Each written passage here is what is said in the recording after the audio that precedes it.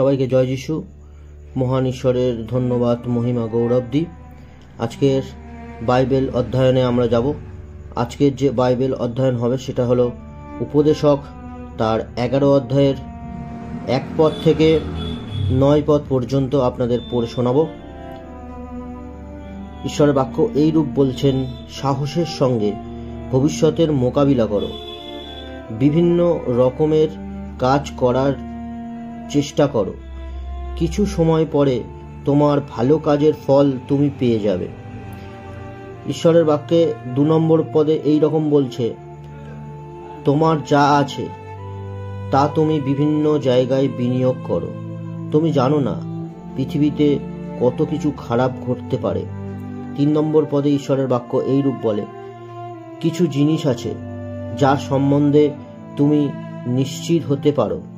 যদি মেঘ জলকণায় পূর্ণ থাকে, তা থেকে বৃষ্টি হবেই। উত্তরে বা দক্ষিণে কোনো দিকেই হোক, কোনো গাছ যদি পড়ে যায় তা সেখানেই থাকবে।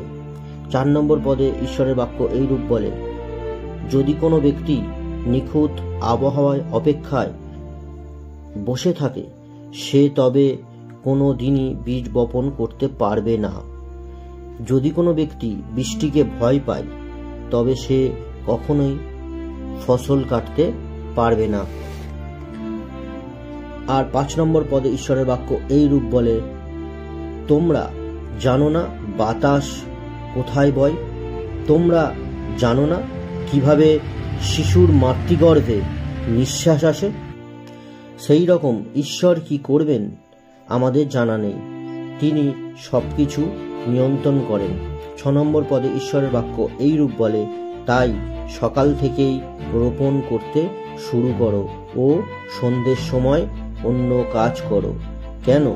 কারণ তুমি জানো না কিসে তুমি ধনী হবে, অথবা উভয়ই সমানভাবে ভালো।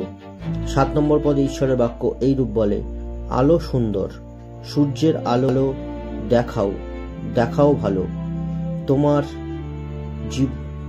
তোমার জীবনের প্রতিটি দিন উপভোগ করো, কিন্তু যখন কঠিন সময় আসবে তখন ভালো সময়ের কথা স্মরণে রেখো, কারণ নানা অনর্থক ব্যাপার ঘটবে। সবাইকে জয় যিশু। আমেন। ঈশ্বরের বাক্যে আপনাদের সবাইকে আশীর্বাদ করুন।